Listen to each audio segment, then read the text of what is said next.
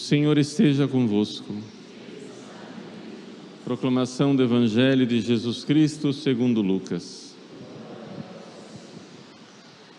Naquele tempo, um mestre da lei se levantou e, querendo pôr Jesus em dificuldade, perguntou: Mestre, que devo fazer para receber em herança a vida eterna? Jesus lhe disse: O que está escrito na lei, como lês? Então ele respondeu: Amarás o Senhor teu Deus de todo o teu coração, com toda a tua alma, com toda a tua força e com toda a tua inteligência, e ao teu próximo como a ti mesmo. Jesus lhe disse: Tu respondeste corretamente, faze isso e viverás. Ele, porém, querendo justificar-se, disse a Jesus: E quem é o meu próximo? Jesus respondeu: Certo homem descia de Jerusalém para Jericó e caiu nas mãos dos assaltantes. Esses arrancaram-lhe tudo e espancaram-no e foram-se embora, deixando-o quase morto. Por acaso um sacerdote estava descendo por aquele caminho. Quando viu o homem, seguiu adiante pelo outro lado. O mesmo aconteceu com um levita. Chegou ao lugar, viu o homem e seguiu adiante para o outro lado. Mas um samaritano que estava viajando chegou perto dele, viu e sentiu compaixão. Aproximou-se dele e fez curativos, derramando óleo e vinho nas feridas. Depois, colocou o homem em seu próprio animal e levou-o a uma pensão onde cuidou dele. No dia seguinte, pegou 2 moedas de prata e entregou-as ao dono da pensão, recomendando: Tomai conta dele, quando eu voltar, vou pagar o que tiveres gasto a mais. E Jesus perguntou: Na tua opinião, qual dos 3 foi o próximo do homem que caiu nas mãos dos assaltantes? Ele respondeu: Aquele que usou de misericórdia para com ele. Então Jesus lhe disse: Vai e faz a mesma coisa. Palavra da salvação.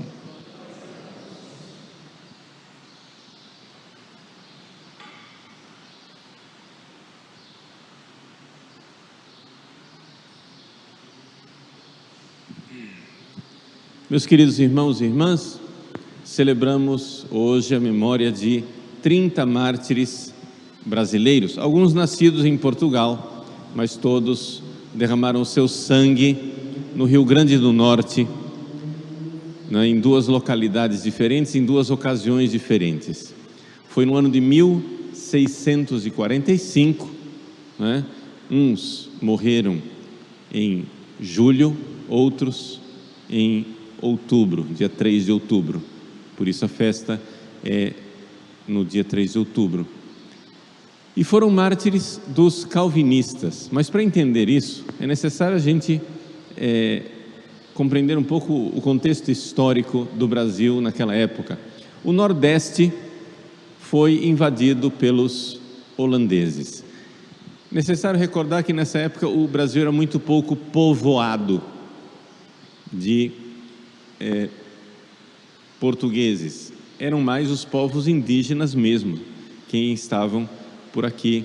Já tinha alguns negros trazidos de África e começou aqui no Brasil no século XVII, esse século onde aconteceu esse martírio, o ciclo açucareiro, Ou seja, começaram a se montar engenhos de cana, etc.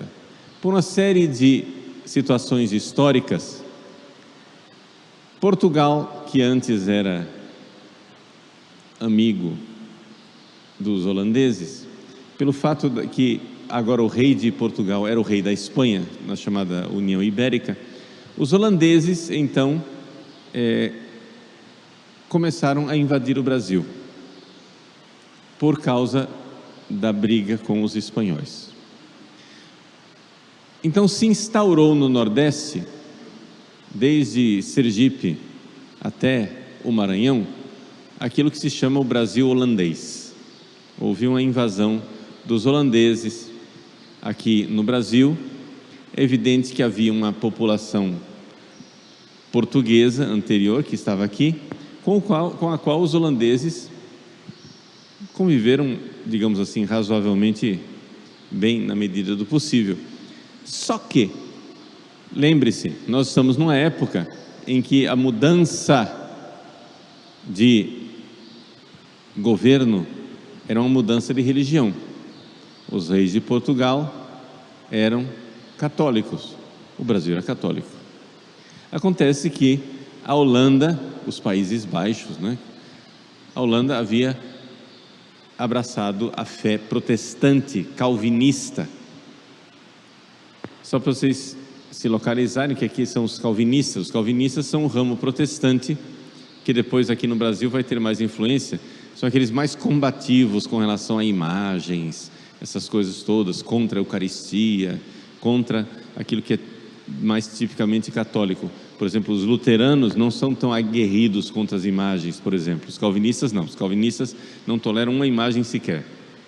Bom, esses holandeses calvinistas, é evidente que se eles encontram aqui uma população católica de portugueses, conviveram pacificamente com esses católicos, porque ninguém ia começar agora uma guerra de religião, quando o mais importante era eles dominarem politicamente. Porém, se o governo era protestante, o ideal era implantar a religião protestante aos poucos. Então eles conseguiram levar dois índios potiguares, lá do Rio Grande do Norte, para a Holanda. E estes dois índios da nação potiguar foram formados no calvinismo. E esses dois índios, quando voltaram para cá, conseguiram transformar toda a tribo, toda a nação potiguar em uma nação calvinista. Eram praticamente 4.000 índios protestantes, calvinistas. Então, enquanto, por exemplo, no centro do governo holandês, lá no Recife, se convivia diplomaticamente, mais ou menos, Vocês entendem que naquela época a tolerância religiosa não era o forte, mas se convivia mais ou menos com católicos e protestantes. No Rio Grande do Norte, porque agora tinha toda uma população indígena que era calvinista, eles começaram então, no seu fanatismo, a querer realmente implantar a religião calvinista a partir dali. E então estes holandeses, guiando os índios potiguares, foram e começaram a fazer esses desmandos, essas violências contra os católicos. Em julho de 1645, então, eles foram até a igreja onde estava o Padre André de Soveral. O Padre André de Soveral era brasileiro, nascido em São Vicente, tinha pertencido à Companhia de Jesus, depois tornou-se padre diocesano. Padre André de Soveral estava lá celebrando missa, e o povo veio para a missa no dominical, e eles então conseguiram fazer com que o povo fosse fechado dentro da igreja e começaram um massacre. Ao todo, em julho e em outubro, morreram cerca de 70 católicos. Nós celebramos somente 30, porque são os 30 dos quais nós achamos os nomes. Os outros estão lá no céu e são santos também, mas nós não conhecemos os nomes, então são muito mais de 30, O fato, porém, é que quando o padre André de Soveral recebeu aqueles índios, havia índios que eram potiguar, havia índios tapuias. E ele então, falando para os tapuias, convenceu que eles deveriam respeitar a missa, que eles não estavam fazendo nada demais, que parassem com aquilo, que respeitassem as imagens sagradas, porque aquilo era santo, que respeitassem o santo sacrifício da missa, porque aquilo era santo. E os tapuias se detiveram. Mas os potiguares, que eram calvinistas, reagiram dizendo que tudo aquilo era engano dos padres, que os padres estavam enganando o povo com aqueles ídolos das imagens, e que a missa era um ritual sacrílego, que queria crucificar Jesus outra vez, etc, etc. e mataram a todos. Depois, em outubro, se repetiu a cena, só que agora numa outra localidade, não mais em Cunhaú, mas em Uruaçu. E o padre era o padre Ambrósio Francisco Ferro. Tinha um sacristão, Mateus Moreira, um leigo, que foi proclamado como padroeiro dos ministros da comunhão, porque era um leigo que morreu gritando: louvado seja o Santíssimo Sacramento. Os protestantes, os índios protestantes, quiseram fazer com que ele renunciasse à fé católica, e ele, de jeito nenhum. Enquanto os índios arrancavam o seu coração pelas costas, fizeram um buraco nas costas dele para arrancar o coração, ele gritava: louvado seja o Santíssimo Sacramento.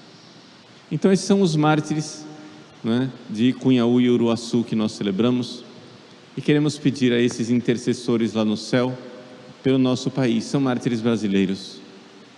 São mártires brasileiros que verdadeiramente deram sua vida para professar a fé em Jesus Cristo. Então peçamos a Deus nosso Senhor que, pela intercessão de seus santos mártires, pelo sangue derramado desses brasileiros, nós também, brasileiros, derramemos o nosso sangue pela nossa santa fé, pela nossa santa religião, crendo mais profundamente no Santíssimo Sacramento, com grande devoção a Nossa Senhora, às suas santas imagens, como ela pediu em Fátima, e que nós verdadeiramente tenhamos esse amor por Jesus, mesmo que nos arranquem o coração pelas costas. Peçamos a Ele essa graça. É um grande milagre que Ele nos dê um amor assim. Egoístas, maus e infiéis como nós somos. Mas vejam, se não fossem esses inimigos da fé, não teríamos esses 70 santos, essas 70 pessoas que entraram no céu de forma tão gloriosa, derramando o seu sangue. E o que Deus quer de nós? Quando Deus nos dá contrariedades, quando Deus nos dá a ocasião de uma batalha, o que Ele quer de nós é a virtude, o que Ele quer de nós é a santidade, o que Ele quer de nós não é que nós esmoreçamos. Se aqueles mártires de Cunhaú e Uruaçu tivessem dito: nós somos minoria, os tapuias são 4.000 índios calvinistas, vamos desistir, vamos nos juntar a eles, vamos ficar calvinistas também nós, o que teria sido deles? Não estariam no céu gloriosos como estão agora, se recebendo o nosso culto e intercedendo por nós, que é o mais importante, nós que necessitamos tanto.